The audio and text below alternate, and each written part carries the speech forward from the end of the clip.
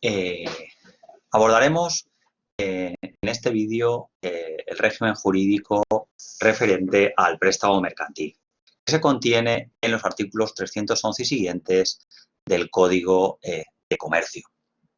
Deciros que este régimen jurídico es importante tanto en cuanto es el que se aplica como veíamos en el primer vídeo referente a las diferentes categorías, a los diferentes regímenes jurídicos aplicables a las operaciones de crédito, a el que se establece con empresarios mercantiles, que lo voy a matizar posteriormente esta aseveración, y también se aplica subsidiariamente a otras figuras que están reguladas, como hemos visto, como son la ley de crédito al consumo y la ley de crédito inmobiliario. Aunque aquí sí que es cierto que cuando hay un régimen tan extenso y tan intuitivo, la aplicación subsidiaria realmente suele ser marginal. También lo es en ocasiones en los préstamos, por ejemplo, bancarios, en los que hay unas condiciones generales de la contratación muy minuciosas, en las cuales el régimen dispositivo del código muchas veces queda también un tanto apartado.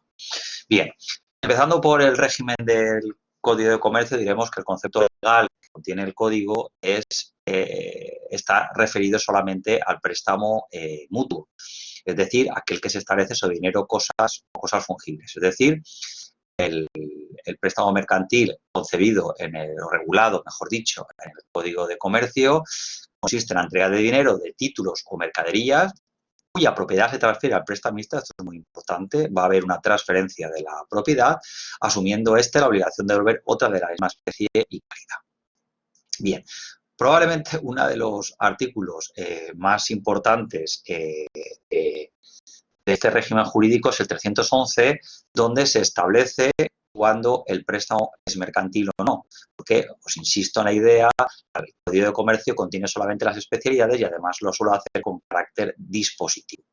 No obstante, el hecho de ser mercantil o no determinará que se aplique el Código Civil o el Código de Comercio completado en las disposiciones que no sean especiales contenidas en el Código o el Código Civil.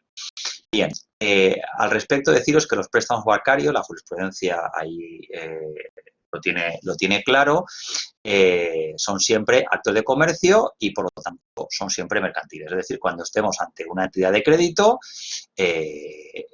estamos siempre ante un contrato mercantil. Por lo tanto, no hay nada más que valorar. Cuando sean préstamos no bancarios, esto suena un poco raro, a vosotros que todavía a lo mejor no habéis acabado vuestros estudios o que a lo mejor no estáis muy avezados en el mundo de la empresa, deciros que estos préstamos no bancarios son bastante habituales, más de lo que la gente se imagina.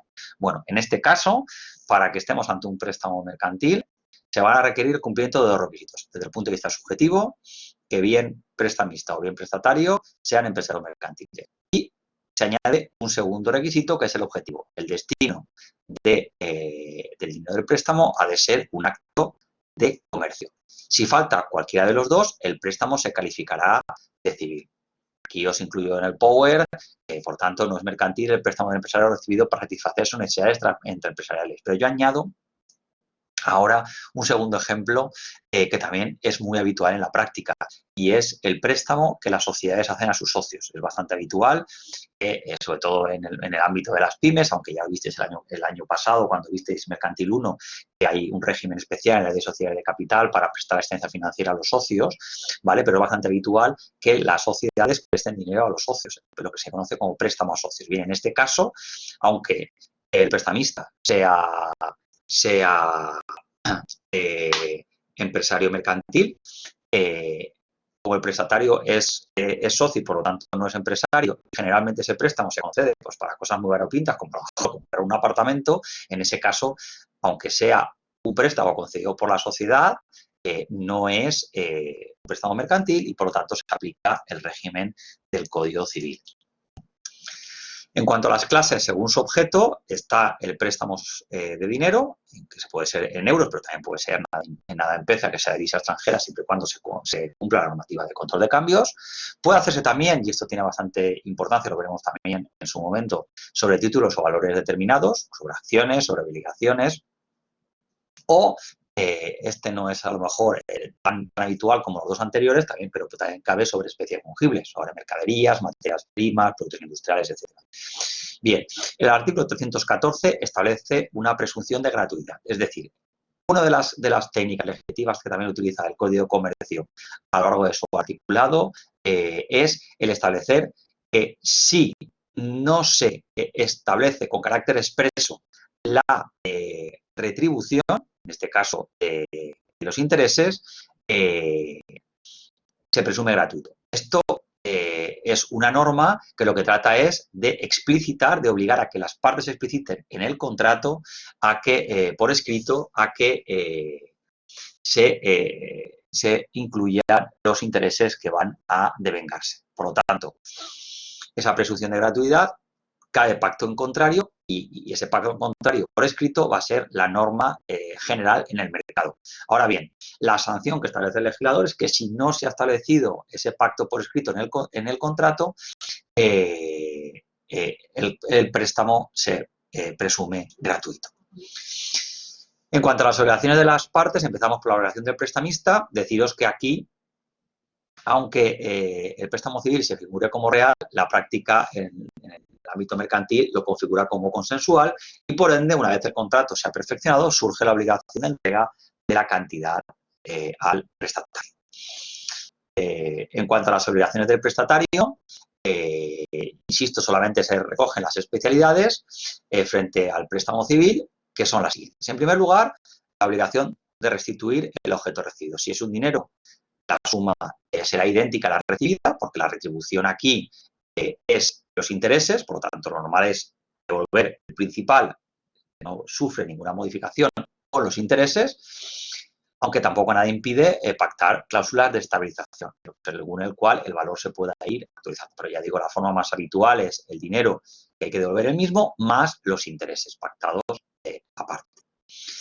En cuanto a los títulos o valores, al apropiarse, es decir, al adquirir, porque hemos dicho que se transmite la propiedad, los títulos o valores, cumple con devolverlos de la misma clase e idénticas condiciones. Es decir, no devolver los mismos títulos, sino que sean de la misma clase o condición, o conteniendo las mismas condiciones. Igual ocurre con las especies fungibles. Tiene que devolver la misma cantidad de la misma especie y calidad, ¿vale? Por lo tanto, no devolver lo mismo, sino igual cantidad en las especies fungibles. En cuanto al momento de la restitución, se debe hacer en el momento pactado, no pudiendo exigirse el cumplimiento anticipado. También la ley prevé, el código prevé que si se pacta por tiempo indefinido, aunque yo en la práctica, sinceramente, esta modalidad no la he visto, pero bueno, si se pactara, se establece que no podrá exigirse el pago sino pasados 30 días a contar de la fecha en que se efectúe un requerimiento notarial. Pero digo que esto en la práctica, yo, sinceramente, un contrato de préstamo por tiempo indefinido no es habitual. En cuanto a la retribución, el 315 del Código de Comercio dice que no hay limitación en cuanto a tasa ni tipo de interés. Aunque no obstante, la jurisprudencia sí que ha aplicado la ley Azcárate de represión de la usura cuando el tipo de interés establecido era claramente desproporcionado. Lo que pasa es que el límite de ley Azcárate no tiene nada que ver con los límites que estamos viendo en la legislación de protección de consumidores. Estamos aquí hablando entre empresarios, contratos mercantiles, en fin. Sí que cabe, por tanto, un control, pero no es el mismo a través de la ley Azcárate, pero no es el mismo que hemos visto en sede de consumidores. En cuanto al 317, se establece que los intereses vencidos y no pagados no devengan intereses, es la regla general, ¿vale? Aunque sí que cabe pacto en contrario, de tal manera que los intereses se capitalizan y generan a su vez intereses. Es decir, los intereses son lícitos, pero deben de pactarse de manera expresa. La regla general es la contraria. Los intereses vencidos y no pagados no devengan intereses. En cuanto a la situación de mora del prestatario, el artículo 316 establece tres regímenes distintos en función del objeto. Si es dinero, se generan intereses moratorios, los pactados o, en su defecto, interés legal del dinero. Si se demora en la entrega de los títulos o valores, El rédito por mora será el de los mismos varios títulos de Wenger o en su defecto legal, aunque habrá que calcular el valor de los títulos. Las especies fusibles lo mismo, hay que calcular el valor para a partir de ahí determinar la cantidad que se aplica para la mora.